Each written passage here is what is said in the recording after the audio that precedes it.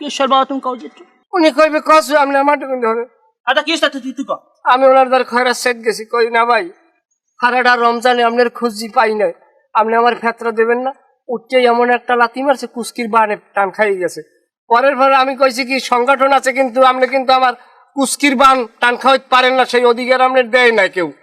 কইছি মন তোর আমার এই বাসটাতে ধরে সাইডে কোপ দিয়ে আমার রানটা ফালা ফালা হয়ে গেছে আবার কথা কবরা আমুক জন এত কথা কইলি কে মিলে যা সোহেলের লগে মিলে যা সোহেল বাবা কিছু মনে করো না মিলে যাও